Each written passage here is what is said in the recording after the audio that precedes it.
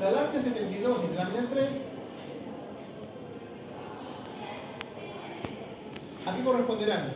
¿En la parte conductora o funcional? Conductora.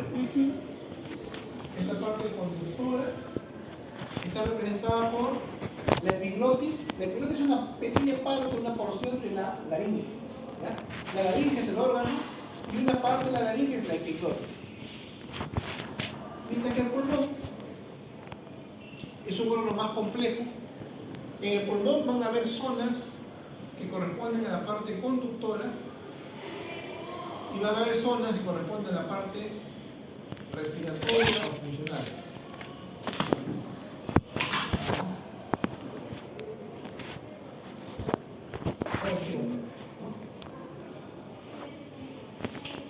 ¿Cuáles son esas zonas? A ver, vamos a poner así. Por ejemplo, en el pulmón, partes que sean conductoras. Vamos a tener bronquios. ¿Ya? Bronquios, ovales, bronquios segmentarios, hasta que llega al bronquio de última generación. Luego, los bronquiólogos. Los bronquiólogos pueden ser primarios, secundarios y terminales. La diferencia es el tamaño básico, porque después son igualitos. Ahora, la diferencia entre bronquio y bronquiolos. El bronquio tiene cartílago, el bronquiolo no tiene cartílago. El bronquio tiene glándulas, el bronquiolo no tiene glándulas. El bronquio tiene un epitelio estratificado, tiene un ciliado, con células uniformes, que es el epitelio respiratorio clásico. El bronquiolo no. El bronquiolo tiene un epitelio cilíndrico simple. Puede a veces tener cilíndrico, no, pero es un epitelio cilíndrico simple, el bronquiolo. ¿No? Y como les decía, hay bronquiolos primarios, hay bronquiolos secundarios y bronquiolo terminal. Ahí terminó la parte conductora de la vía respiratoria. Diferencia entre bronquiolos solamente es el tamaño, se va haciendo más chiquitos. Mientras que la parte funcional o respiratoria empieza con el bronquiolo respiratorio. ¿Ya? Empieza con el bronquiolo respiratorio. O sea, esto termina con el bronquiolo terminal. Ahí termina la parte conductora. Mientras que el bronquiolo, la parte funcional o respiratoria empieza con el bronquiolo respiratorio. El bronquiolo respiratorio se va a continuar con el conducto alveolar.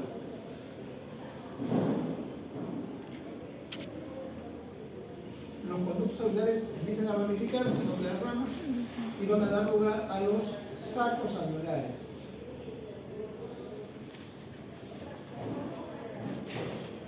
Y finalmente, todo termina con el alveolo.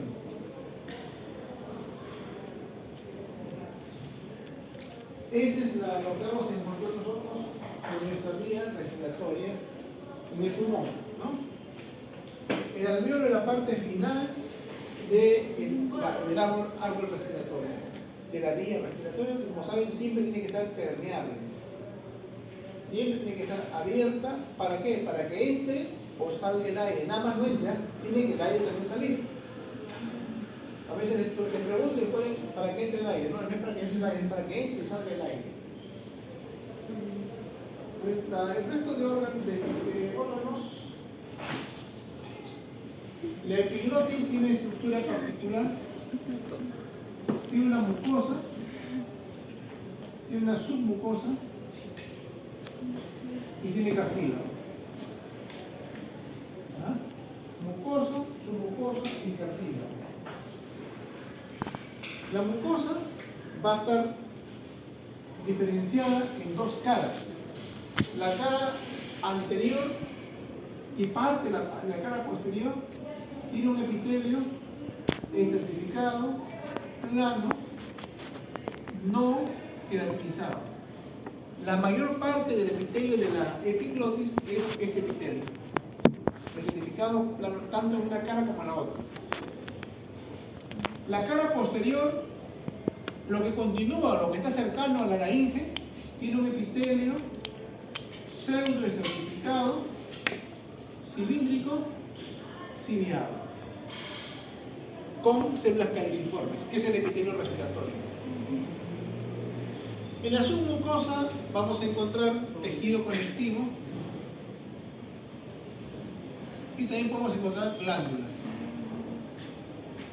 ¿Qué más podemos encontrar además de tejido conectivo y glándulas? Nervios, arterias, venas, ¿no? Todo eso puede haber en la submucosa. Y el cartílago que vamos a encontrar acá es un cartílago elástico. Bien, entonces esas son las características de la epiglotis. En el caso de la tráquea va a tener igual una mucosa, una submucosa,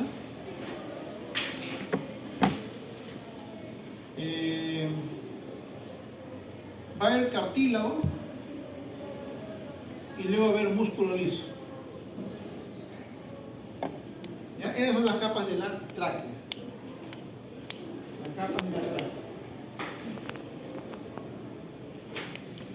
La mucosa de la tráquea va a ser igual que el epitelio respiratorio. Epitelio pseudoestratificado, cilíndrico ciliado, pseudoestratificado, cilíndrico ciliado, con células calciformes. Con células caliciformes. La submucosa, lo mismo, tejido conectivo, glándulas, vasos sanguíneos, ¿no? Además también puede haber nervios. El cartílago. La tráquea tiene un cartílago hialino. ¿Ya? Y luego en la parte final tiene un músculo liso. Recordar que el cartílago de la tráquea es un cartílago en C. Es un cartílago incompleto, no da vuelta todo alrededor del órgano. ¿Muy bien? Luego tenemos los bronquios. Los bronquios también tienen una mucosa, también tienen submucosa. En este caso, primero es la muscular y luego es la serosa. No, y luego es el cartílago.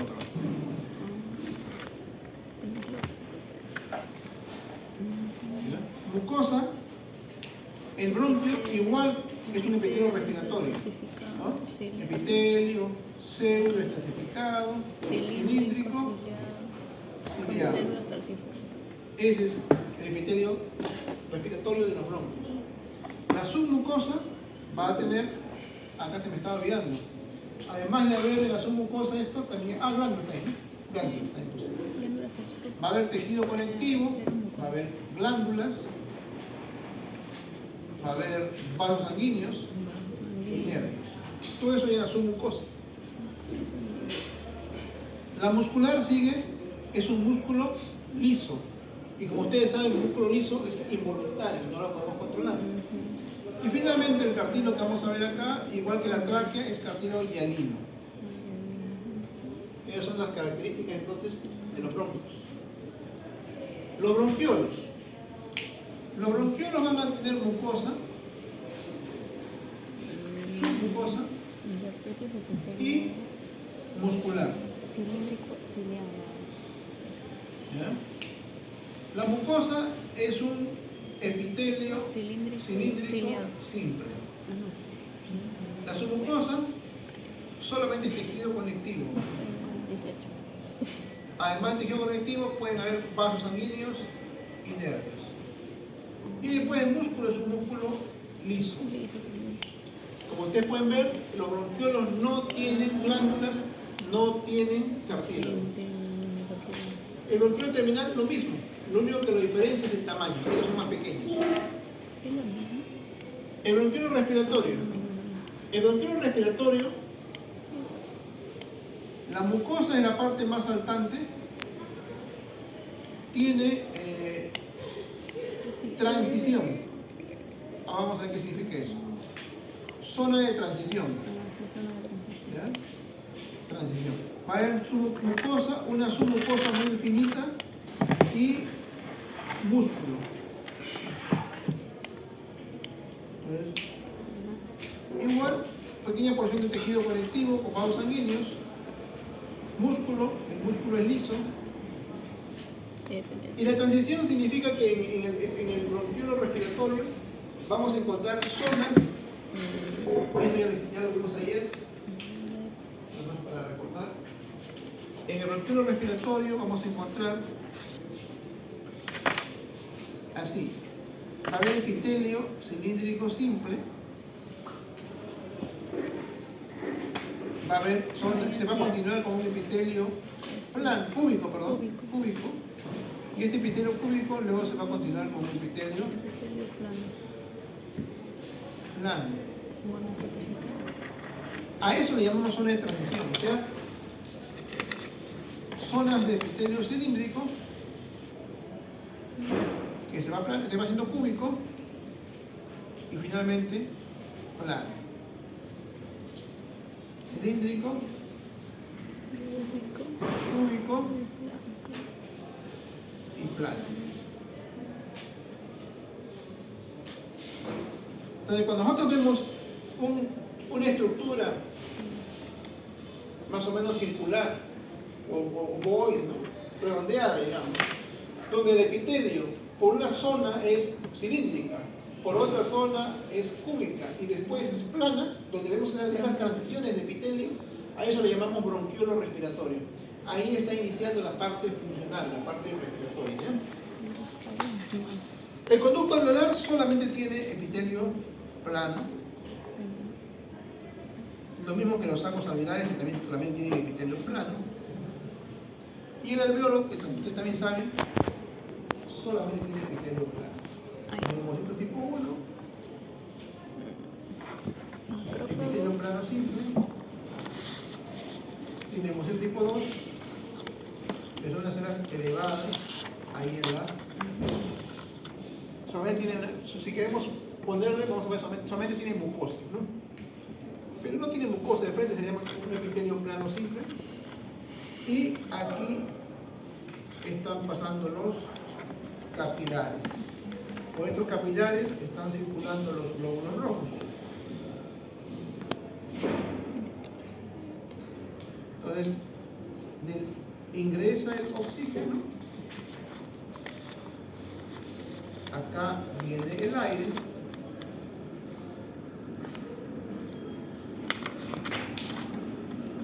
Y del vaso sanguíneo sale el CO2. Y por acá se va el aire, ¿no? Por eso es lo que va a ocurrir. El aire ingresa, se pone en contacto con los neumocitos tipo 1. Los neumocitos tipo 1 están también en contacto con el endotelio. Y como es una pared muy finita, es una membrana, y ocurre por difusión de gases. Hay un intercambio de gases, entonces el oxígeno ingresa al vaso y el CO2 sale a la luz alveolar. El aire ingresa, el aire sale. El aire ingresa, el aire sale. Para que ocurra esto, tiene que estar intacta esta membrana. Número 1. Y número 2, tiene que llegar el aire hasta la membrana. De nada sirve que esté el alveolo si el aire no llega hasta a ponerse en contacto con la membrana. Habrá enfermedades donde no hay contacto. En algunos casos, creo que ayer lo dijimos, en algunos casos el aire llega hasta acá nada más y da la vuelta. ¿Por qué? Porque el alveolo o muchos alveolos, cientos de alveolos, pueden estar llenos de sangre, que se llama hemorragia pulmonar. Se llenan de sangre, entonces el aire no llega a ponerse en contacto con el alveolo, ¿no? Se llenan de pus, como una neumonía, tampoco el aire no llega a ponerse en contacto con el alveolo. Se llenan de líquidos, que se llama edema pulmonar, tampoco llega a ponerse el aire en contacto con el alveolo. Entonces, en esas condiciones donde esto de acá se llena de alguna sustancia, pus, agua o sangre, el aire llega hasta cierta zona y no hay contacto, entonces tampoco no hay intercambio. ¿En qué otra condición tampoco no hay intercambio? Cuando este alveolo se colapsa, ¿no? Se colapsa, eso se llama atelectasia. ¿En qué momento se colapsa el alveolo?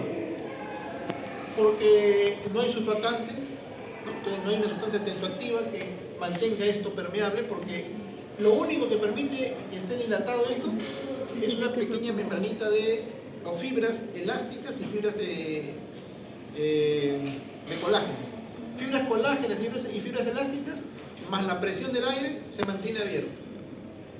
Pero cualquier disminución en la presión puede hacer que se colapse. Frecuentemente, ¿quiénes se les colapsa el alveolo? Las personas que respiran muy débilmente, muy superficialmente. ¿Quiénes respiran superficialmente? ¿Han visto ahí alguna vez o no? O sea, en lugar de respirar, inflar sus campos pulmonares, respiran suavecito y eso no llega a inflar completamente los alveolos y se colapsan, se cierran, se llama atelectasia. ¿En quién se ve eso? En los posoperados. Las personas que están posoperadas inflan los pulmones y les duele la herida. Entonces, ¿qué hacen? Empiezan a respirar muy, muy superficialmente, porque si respiran profundamente les duele. Entonces, esas personas que están posoperadas, nosotros tenemos que tener cuidado de que no se les cierre los alveolos, ¿no? Y se les manda a hacer sus ejercicios respiratorios, ¿no? Se le ha de soplar una manguerita, etc. ¿Para qué? Para que no haya colapso del alveolo, no se produce una atelectasia. Porque si se colapsa, ya no hay intercambio. ¿En qué otros casos se colapsa? Ya cuando falta surfactante los recién nacidos. ¿En qué otros casos? Cuando hay compresión externa. Cuando hay compresión externa, tenemos por ejemplo el pulmón, ¿no? Los pulmones están ahí. Y hemos visto que están rodeados de la pleura parietal, y acá abajo tenemos el diafragma, y por acá tenemos la pleura visceral que rodea al pulmón, a la víscera propiamente dicha, ¿no? Entonces, normalmente hay un espacio virtual donde hay una pequeña porción de líquido para que no haya un roce de las pleuras. Entonces siempre hay una pequeña proporción de líquido. Pero en algunos casos este espacio pleural se llena de líquido y el líquido va aumentando y va aumentando. ¿Y qué pasa cuando aumenta? Va comprimiendo el pulmón. ¿Y qué pasa con los alveolos? Se colapsan. Eso se llama atelectasia. Entonces eso produce dificultad respiratoria. El líquido que se acumula acá puede ser también pus, un piotórax. Puede ser líquido seroso, hidrotórax. Puede ser sangre, hemotórax, ¿no? Por diferentes motivos. Pero se acumula gran cantidad de líquido, ¿no? En tuberculosis, en neoplasias malignas, en problemas de insuficiencia cardíaca, en parasitosis, ¿no? Un quiste hiatídico.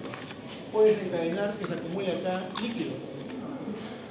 Puede haber también masas, ¿no? Como neoplasias malignas, o pueden haber el mismo quiste hiatídico que les mencioné hace rato. También empiezan a crecer y también comprimen y también producen atelectasia. Y lo otro que también puede acumularse acá es aire, ¿no? Acá también se puede llenar de aire. Ya sea porque de la parte externa hay una perforación que comunica el exterior con la cavidad, se llena de aire del exterior hacia acá, que se llama neumotórax. O también puede ser que se rompa un poquito de la pleura y dentro del pulmón empieza a escaparse aire, ¿no? Cada vez que uno respira, se escapa aire hacia el espacio pleural, ¿ya? Eso también produce neumotórax. ¿Y qué pasa cuando el aire se acumula acá? Lo mismo, desplaza el pulmón. ¿Y qué va haciendo con los alveolos? Los va colapsando. ¿Y eso cómo se manifiesta? Con dificultad respiratoria, ¿no? La persona no puede respirar adecuadamente porque no hay intercambio gaseoso. Entonces, lo que estaba explicándoles es las razones por las cuales puede fallar este mecanismo, ¿no? De intercambio gaseoso. Porque si los alveolos se llenan de alguna sustancia o porque se colapsan, ¿no? Normalmente deben estar permeables. No solamente los alveolos, deben estar permeables toda la vida. En algunos sitios el hueso, el cartílago impiden que se colapse. En otros lugares el músculo impide que se colapse. Y en otros lugares como estos, la sustancia surfactante impide que se colapse, ¿no? Pero esas son las estructuras entonces que tenemos que ver. No olvidar que acá, además, dentro de la luz del alveolo, tenemos una célula que se encarga de fagocitar todo aquello que ingrese macrófago alveolar. Todo aquello que ingrese a la parte final, a la parte funcional o respiratoria,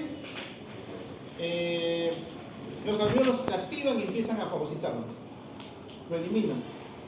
¿Por qué? Porque en la cavidad alveolar siempre debe quedar libre, transparente. Transparente en el microscopio, pero histológicamente debe estar libre, no ver nada.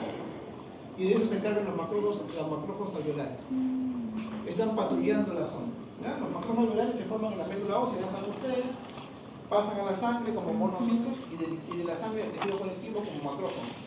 Los macrófagos se van y radican en el alveolo, se llama macrófago alveolar por eso. Muy bien, entonces lo que vamos a ver hoy día